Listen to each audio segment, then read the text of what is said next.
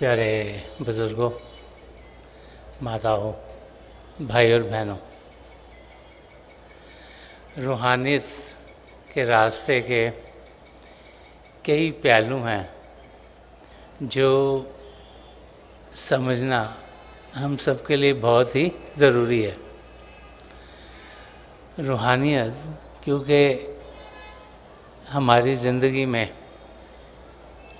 हर तरफ से चली आती है, तो उसके अलग अलग पहलुओं को समझना बहुत ज़रूरी है।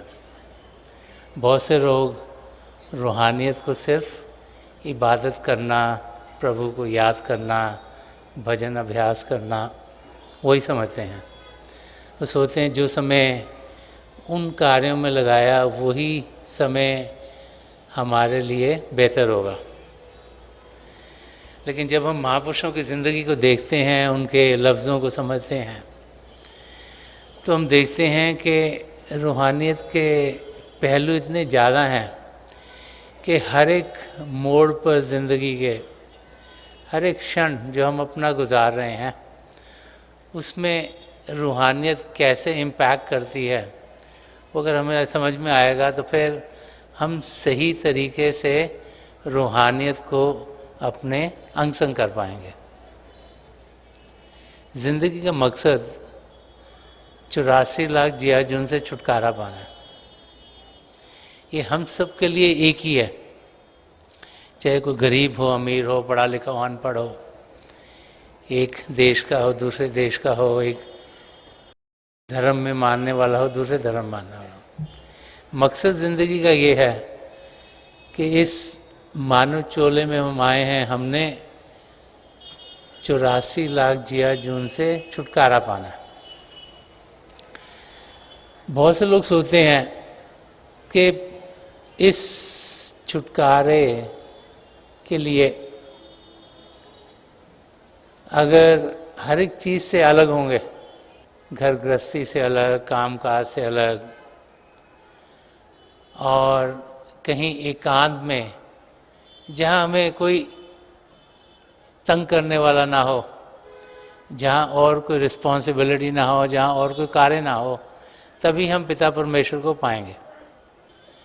वो सोचते हैं कि अभ्यास करना बहुत सीरियस कार्य है,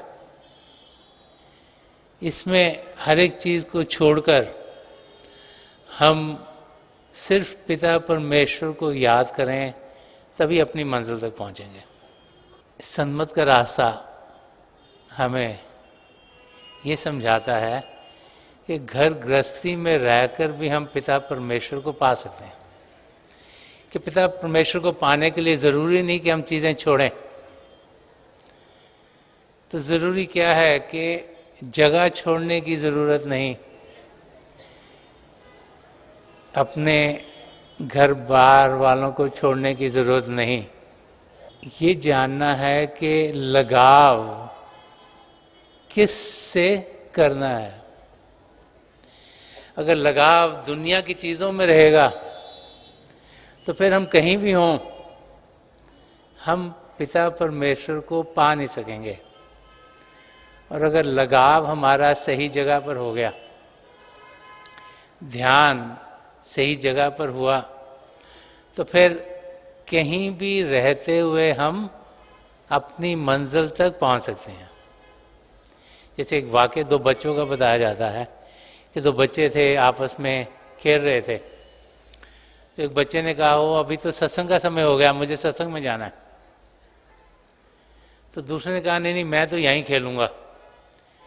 तो एक बच्चा सत्संग में चला गया, लेकिन जब वो सत्संग में गया उसका ध्यान अपने दोस्त में था जो कि खेल रहा था,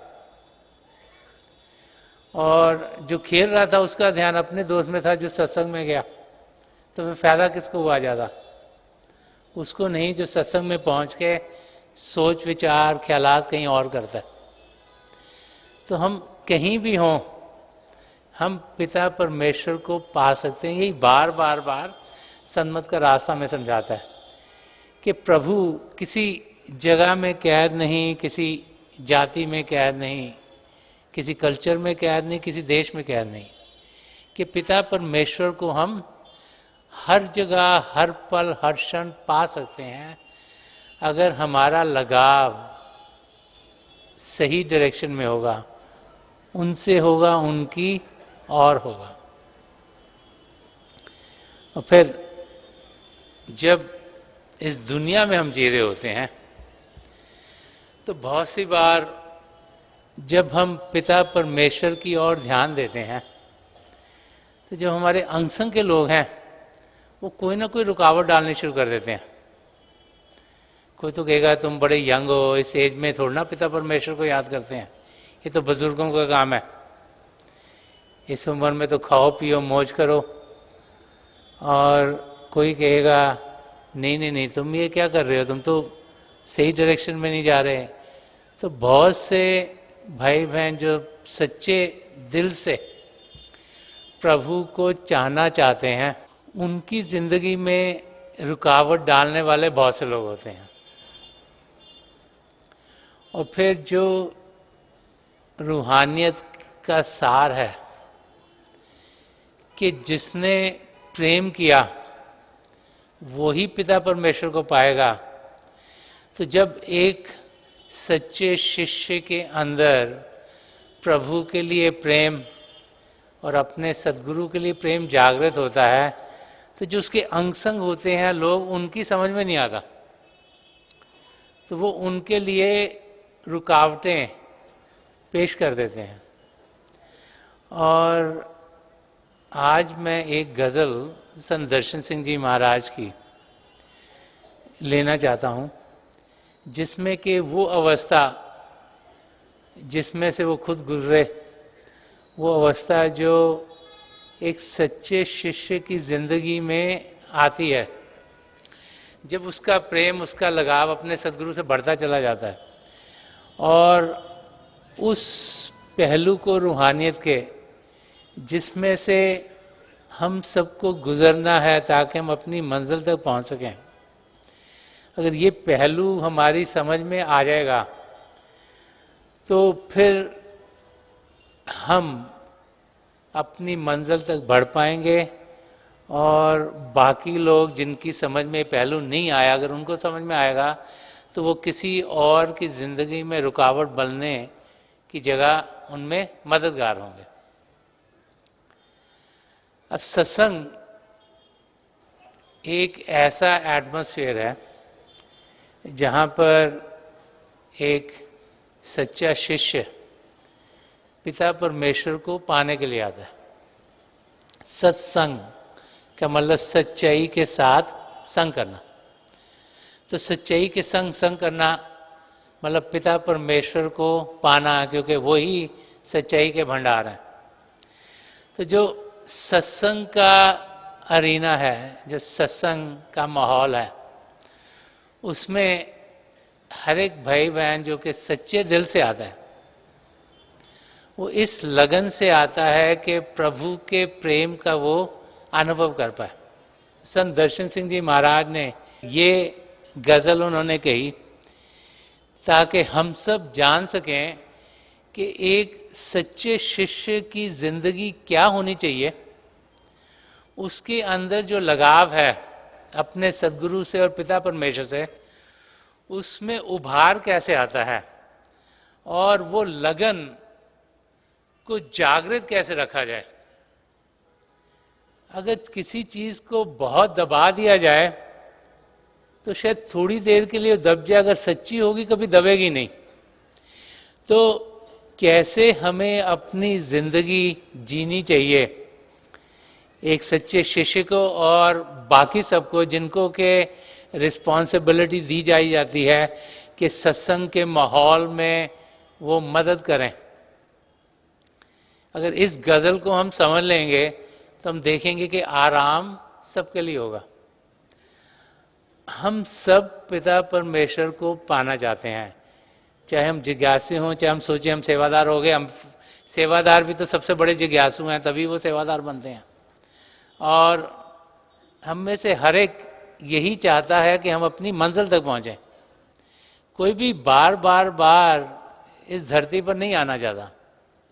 84 लाख जिया जून में कर्म काट काट के हर एक इंसान तंग हो गया। वो चाहता है कि मैं इससे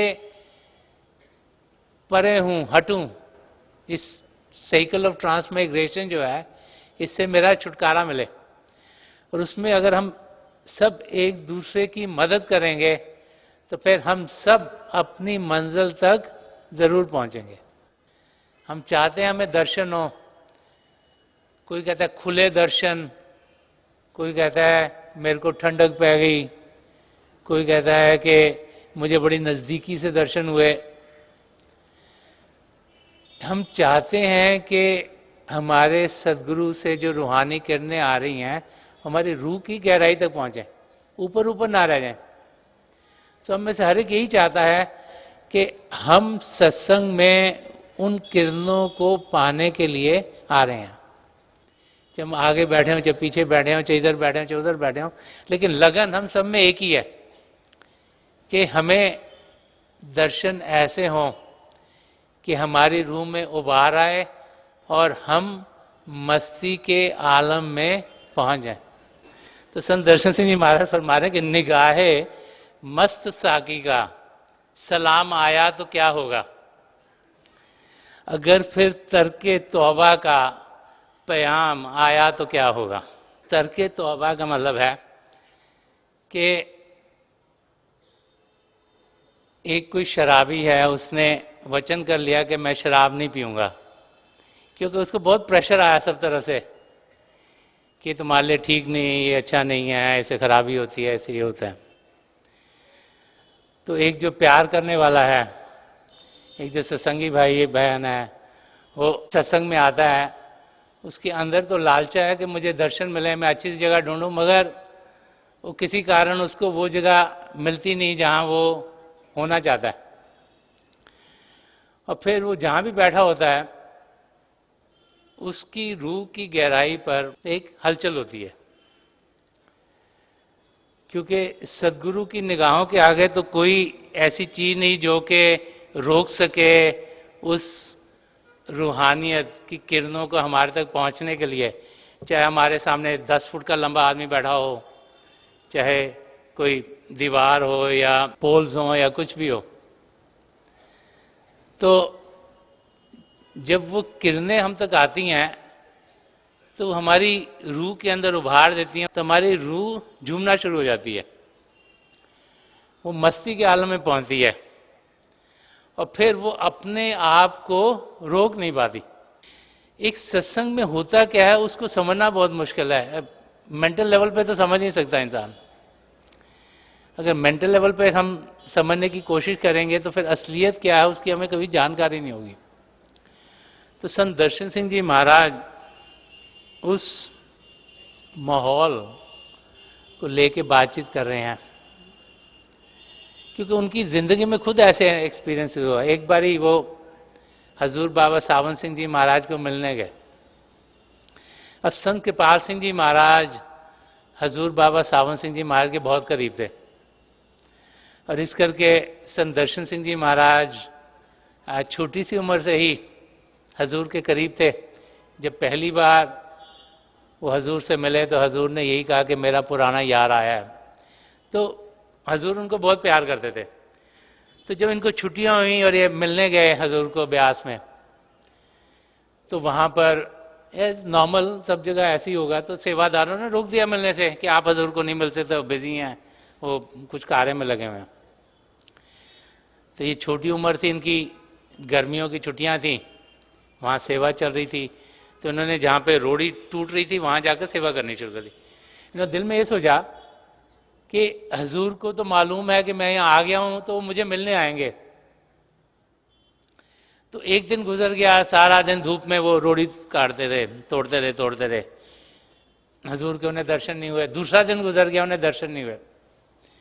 बड़े छिपा रहे थे, सोच रहे थे कि कैसे मैं हजूर के दर्शन करूं, पर उनको लगा कि सेवादारों ने मुझे एक बारी मना करा है, अब मैं दोबारा जाके नहीं उनको पूछूंगा। जब तीसरे दिन वहीं सेवा कर रहे थे तो सामने से हजूर आए और एकदम इनके पास आए और पूछा कि दर्शी तू कब आया, दर्शी तुम कब आए हो। तो क्या मुझे 3 दिन हो गए आए। तो क्या 3 दिन हो गए तो मुझे मिलने क्यों नहीं आया। अब देखो वो हजूर खुद कह रहे मुझे मिलने क्यों नहीं आया, चाहे सेवादार वहां रोक रहे हो, क्योंकि वो चाहते थे उन्हें मिलने के लिए। तो फिर संत दर्शन सिंह जी महाराज ने कहा कि मैं वहाँ गया था 3 दिन पहले, पर मुझे कहा गया कि आप बिजी हो। तो उन्होंने सेवादारों को बुलाया और कहा कि तुहानू पता है कि दर्शी बाऊ कृपाल सिंह जी का सपुत्र है, तो जद भी आएगा मैनू मिलन दिया करो कि ये संत कृपाल सिंह जी महाराज के लड़के हैं, जब भी ये मिलने आए यहाँ पर मुझे तो आप मिलने दिया करो। अगर इस किस्म का प्रेम हमारे सदगुरु हमें देते हैं तो फिर हम रुक कैसे सकते हैं। तो अगर ये समझ आसपास के लोगों को जब आती है तो फिर चीज़ें सबके लिए आसान हो जाती हैं। तो संत दर्शन सिंह जी महाराज, ये तो एक एग्जाम्पल है, और कई एग्जाम्पल उनकी लाइफ में होंगे। जो जो अनुभव उनको हुए वही हमें समझा रहे हैं, क्योंकि वो भी एक शिष्य की जिंदगी में से गुजरे थे। तो ये फरमा रहे हैं कि निगाहे मस्त साकी का, कि एक साकी जो प्रभु के प्रेम से मस्त है, जो प्रभु के प्रेम से भरपूर है, अब उसकी निगाह से जब एक इशारा हमारी ओर आता है, जब उनकी निगाहों से रूहानी किरणें हमारी ओर आती हैं, तो वो किरणें हमारी रूह में उभार लाती हैं ताकि प्रभु के प्रेम का अनुभव हम भी कर सकें। तो जब वो प्रभु का प्रेम का अनुभव हमारे अंदर होता है तो उसका असर हम पर क्या होगा वो कोई भी नहीं बता सकता। हम मेरे को खुद मालूम नहीं कि उसका असर क्या होगा। इतनी खुशी, इतना आनंद कि हमें होश ही नहीं रहता हम कर क्या रहे हैं। हम खुद ब खुद उनकी ओर फिर जाना शुरू हो जाते हैं। कोई रुकावट हमें दिखती नहीं, ना दिखती है, ना होती है, ना रहती है, क्योंकि हमको पता है कि जहाँ से हमें वो प्रेम मिल रहा है उस ओर हमने खिंचे हुए जाना है। क्योंकि जैसे एक मैग्नेट की ओर आयरन फाइलिंग जाती हैं, वैसे ही हम चलते हैं। रास्ते में अगर कोई रुकावट आए तो वो अपने आप पार हो जाती है। आगे फरमा रहे हैं, एग्जाम्पल लिया है कि जब इंसान की मौत हो जाए तो ज़्यादा फेस में यही बिलीव है कि जब हमारी मौत होती है तो या तो धर्म राय हमारा हिसाब किताब करेगा, या और में कोई कहते हैं कोई फेरिस करेंगी हमारा हिसाब किताब, कोई और हमारा हिसाब किताब करेगा। डिफरेंट डिफरेंट बिलीफ में डिफरेंट डिफरेंट नाम दिए गए हैं कि हमारा हिसाब किताब कौन करेगा कि हमने यहाँ किया क्या। तो हर एक का अपना अपना बिलीफ है। तो उस एग्जाम्पल को लेकर के जब हमारी ये ज़िंदगी ख़त्म होगी तो हमारा हिसाब किताब किया जाएगा, पूछा जाएगा हमने क्या किया क्या नहीं किया, और हमारे किस और ध्यान था, किस चीज़ में हम मानते थे, क्या करते थे, वो सब हिसाब किताब किया जाएगा। तो इस एग्जाम्पल को लेकर बोल रहे हैं कि हरम वाले, हरम का मतलब खुदा का जहाँ घर है जहाँ पहुँचेंगे, कि हरम वाले तो पूछेंगे बता तू किसका बंदा है। कह रहे जब वहाँ जाएंगे तो हमसे पूछताछ होगी हमने क्या किया, किसको मानते हैं, क्या करते हैं। कि हरम वाले तो पूछेंगे बता तू किसका बंदा है, खुदा से पहले लब पर उनका नाम आया तो क्या होगा। वो कह रहे हैं हरम वाले तो यही सोचेंगे ना कि इंसान कहेगा मैं खुदा का बंदा हूँ, मगर मुझे अगर अपने सदगुरु से इतना ज़्यादा प्रेम है तो मेरी ज़ुबान पर तो अपने सदगुरु का नाम आएगा। तो कह रहे हैं कि अगर मेरे सदगुरु का नाम वहाँ पर आएगा तो फिर होगा क्या कि मैं तो खुदा को जानता नहीं, मुझे जो कुछ मिला है मेरे सदगुरु के ज़रिए मिला है, और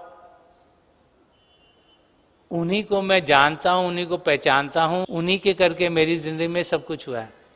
और ये वाला एंगल है रूहानियत का कि एक जो सच्चा इंसान है, एक जो सच्चा शिष्य है, कि उसको ये समझ में आ गई है कि जो कुछ उसने पाना है वो अपने सदगुरु के जरिए पाएगा। उसकी समझ में ये आ गया कि उसके करने से कुछ नहीं होता। अगर उसका ध्यान अपने सदगुरु में होगा, उसका लगाव अपने सदगुरु के साथ होगा, तो उसको सब कुछ मिलेगा। और अगर उसका ध्यान उस ओर ना रहा और दुनिया की और चीज़ों में रहा, तो उसे कुछ मिलेगा नहीं। ये एंगल रूहानियत का बहुत से महापुरुषों ने दर्शाया। बुल्ले शाह ने एक जगह फरमाया कि नवाज पढ़ा कि मैं तैवल देखा, कि नवाज पढ़ा कि मैं तैवल देखा, मैनू कावा भुल गया। तो जब नमाज पढ़ते हैं तो काबे की तरफ देख के पढ़ते हैं, जो शक्ल है मुंह काबे की ओर होना चाहिए, ये बिलीफ है उनका। तो फरमा रहे हैं कि मैं नमाज को पढ़ूं कि अगर मेरे वहाँ सदगुरु होंगे कि मैं उनको देखूं, कि काबा किस और है वो तो मैं भूल ही गया हूं। क्यों? क्योंकि मुझे तो सब कुछ अपने सदगुरु में दिखाई दे रहा है। गुरु नानक देव जी महाराज की जिंदगी का भी वाक़या है कि जब वो लेटे हुए थे तो किसी ने कहा आपने पैर काबे की तरफ कर दिए।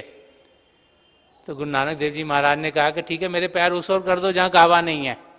तो कहते हैं जिस ओर उनके वो पैर कर रहे थे, काबा उसी तरफ जा रहा था। किसी जगह से,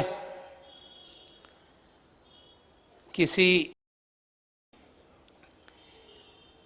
इमारत से पिता परमेश्वर हमें मिल नहीं सकता। यही रूहानियत की बेसिक अंडरस्टैंडिंग है कि पिता परमेश्वर हम सबके अंदर है, कि उसकी हमें जानकारी नहीं, उसकी जानकारी हमें दिलवाता कौन है? उसकी जानकारी हमें एक सदगुरु, एक पूर्ण महापुरुष दिलवाता है, ताकि हम उस असलियत को जान पाएं। तो उसका अनुभव हमें दिया कैसे जाता है? जब वो अपनी तवज्जो देते हैं, 10वें द्वार को खोलते हैं, वो रास्ता खोलते हैं जो अंदर की दुनिया में बढ़ता है। इस समय हम सब मन इंद्री के घाट पर जी रहे होते हैं और सिर्फ वही ग्रहण करते हैं जो उन मंदिरों के जरिए हमारे अंदर आता है। लेकिन जब उनकी दया में होती है तो ये शिव नेत्र 10वां द्वार खुलता है, तो फिर एक नया रास्ता हमारे लिए खुल जाता है और उसमें वो हमें खींच के ले जाते हैं। नहीं तो हमारा ध्यान तो हमें दुनिया में खींचे रखता है। इसीलिए अपने सदगुरु की इतनी महत्ता है। इसीलिए कबीर साहब ने भी फरमाया कि गुरु गोबिंद दो खड़े काके लागों पाओ, बलहारी गुरु आपने जिन गोविंद दिए बताओ। कि अपने गुरु की महत्ता इसलिए है कि उनके जरिए ही हम पिता परमेश्वर को पाते हैं। अगर आप एक नाव में किसी दरिया में जा रहे हो और तूफान आ जाए, नाव डावाडोल हो जाए, तो लाइट हाउस में बैठे हुए जो भी इंचार्ज वहाँ का होगा, सिक्योरिटी का या प्रोटेक्शन का, वो देखता है तो वो किसी लाइफ गार्ड को भेज देता है कि जाके इनको बचाओ। तो जो लाइफ गार्ड आपको बचाने आता है, आपको तो वही लाइफ गार्ड पता है, आपको तो पता नहीं कि भेजा किसने है। तो आप तो यही सोचते हो ना कि हमको बचाने वाला यही लाइफ गार्ड है, तो आप को यही मालूम है कि इसी ने मेरी जान बचाई है। तो वही हालत हमारी है। पिता परमेश्वर किसी महापुरुष को यहाँ भेजता है हमें 84 लाख जियाजून से छुड़ाने के लिए। वो हमारी मदद करते हैं, उन्हीं को हम जानते हैं, उन्हीं को पहचानते हैं, उनके जरिए सबको पाते। तो हमारे लिए उनसे आगे और कुछ नहीं रहता, क्योंकि जिन्होंने उनको भेजा है वो तो हमारी समझ के दायरे से बाहर हैं। उनको हम जानते नहीं, पहचानते नहीं, हमारे जो भी नॉलेज बेस है उससे वो परे हैं। लेकिन जिसको देखा, जिसको जाना, जिसको पहचाना, उसी से लगाव होता है, उसी से प्रेम होता है, उसी से जानकारी होती है।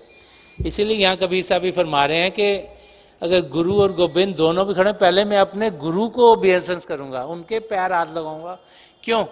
क्योंकि उनके जरिए पिता परमेश्वर तक मैं पहुँच पाऊँगा। नहीं तो मुझे तो कभी समझ ही नहीं आ सकती पिता परमेश्वर कौन है। तो वही मुझे देने वाले हैं, वही मुझे अपनी मंजिल तक पहुँचाने वाले हैं। और सहजो भाई ने भी कुछ ऐसे ही कहा। वो कह रही हैं कि हरि कृपा जे होए थे ना होए थे नाई, पे गुर कृपा दया बिन सकल बुद्धि बह जाए। कह रहे हरि की कृपा तो किसने देखी है, पता नहीं कब होगी, नहीं पर गुरु तो दिखाई दे रहा है। गुरु खुश नहीं है हमसे, गुरु की हम बातचीत नहीं मानते, उनके बताए हुए रास्ते पर चलते नहीं, उनकी नजर कर हम पर पड़ नहीं रही, ऐसे हमें लगता है। हालांकि ऐसे होता नहीं, गुरु तो हमसे हर समय खुश रहते हैं, मगर हमें ऐसा लगना शुरू हो जाता है जबकि हम वो चीज़ें नहीं करते जो हमें करनी चाहिए। तो गुरु की खुशी पाना, वो कह रही है कि अगर गुरु की कृपा ना होए तो ये सारी जिंदगी बेकार हो जाएगी। तो बार बार बार जब हम महापुरुषों के लफ्ज़ों को समझने की कोशिश करते हैं, तो जो प्रभु का पाने का रास्ता है उसकी समझ अगर हमें आएगी तो फिर हम उस रास्ते पर तेजी से चल पड़ेंगे। इस गज़ल में संत दर्शन सिंह जी महाराज इन्हीं एंगल्स को और खोलते हैं। एक जगह और आगे वो फरमा रहे कि मुझे मंजूर उनसे मैं न बोलूँगा मगर ना से, अगर उनकी निगाहों का सलाम आया तो क्या होगा। तो कह रहे हैं हमने अगर उनकी निगाहों से सलाम आया तो क्या होगा। कह रहे अगर हमारे सदगुरु ने हमें बुलाया तो फिर हम रुकेंगे कैसे। अगर जो उनकी निगाह हम तक आ रही हैं और हम इतने रिसेप्टिव हो गए कि हमने उनको समझ लिया, क्योंकि हम क्या अनुभव करते हैं वो हमारी पात्रता पर डिपेंड करता है कि हम कितने रिसेप्टिव हैं। हमारे सदगुरु से रूहानी किरणें हर ओर जा रही हैं, सबकी ओर जा रही हैं। जितना जितना जो रिसेप्टिव है, जितना जितना पात्र है, उतना उतना वो उनको अनुभव करता है।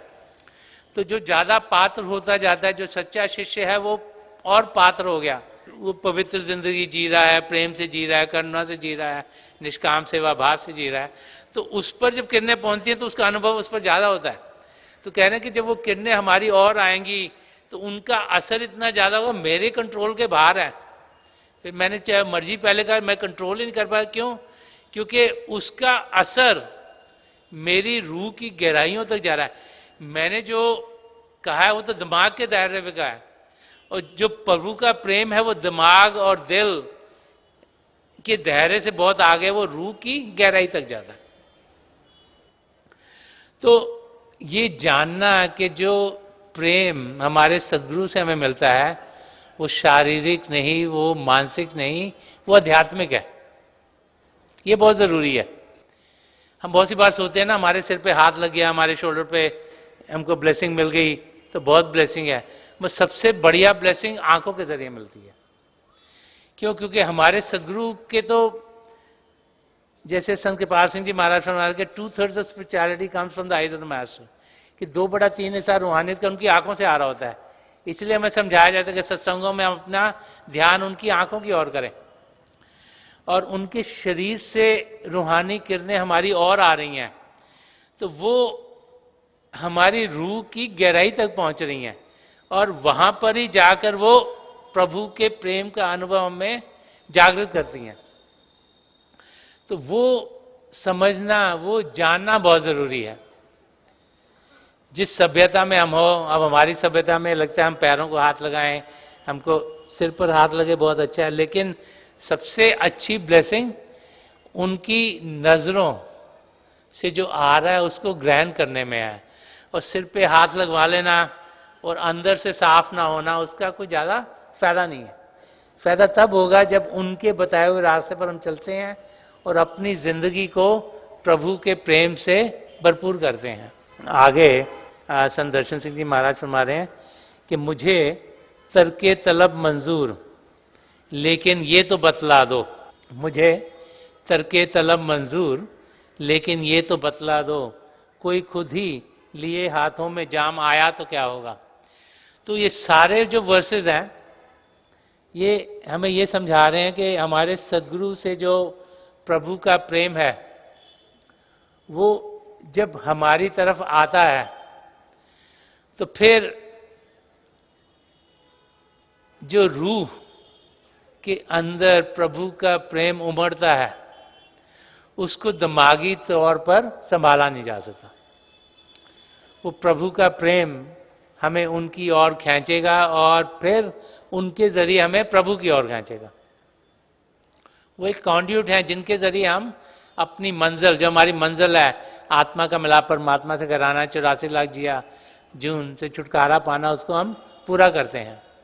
तो ये अलग अलग वर्सेस संत दर्शन सिंह जी महाराज लेकर हमें समझा रहे हैं कि जब हमारे सदगुरु की ओर से एक सत्संग के माहौल में जब प्रभु का प्रेम हमारी ओर आता है तो एक सच्चे शिष्य उस प्रेम का अनुभव सही तरीके से जब करता है तो उसकी खुशी, उसका आनंद, उसको लफ्ज़ों में ना समझाया जा सकता है और ना ही उसको समझा जा सकता है। तो आज के दिन अगर हम ये समझें कि जिंदगी का मकसद 84 लाख जियाजुन से छुटकारा पाना है, उसको पाने के लिए प्रभु से प्रेम करना बड़ा ज़रूरी है। प्रभु का प्रेम हम अपने सदगुरु के जरिए पा सकते हैं और हम में से हर एक जितना जितना हमें चाहिए उतना उतना पाएगा ताकि हम अपनी मंजिल तक पहुंच जाएं। अगर ये हमारी समझ में आ जाए तो हम हर पल हर क्षण खुश रहेंगे, शांत रहेंगे, प्रभु के प्रेम की मस्ती में से भरे रहेंगे और हम देखेंगे कि हम अपनी मंजिल की ओर तेज़ी से बढ़ते चले जाएंगे। मेरी हजूर बाबा सावन सिंह जी महाराज, परम संत कृपाल सिंह जी महाराज, दयालपुर संत दर्शन सिंह जी महाराज की चरण कमलों में प्रार्थना है कि रूहानियत के रास्ते की समझ हमारी ज़िंदगी में बढ़ती चली जाए, इसके अलग अलग पहलुओं को हम जान पाएँ, पहचान पाएँ, ताकि हम अपनी ज़िंदगी को सही तरीके से गुजार पाएँ, हम एक सच्चा इंसान बने और इसी ज़िंदगी में हम अपनी मंजिल को पा लें।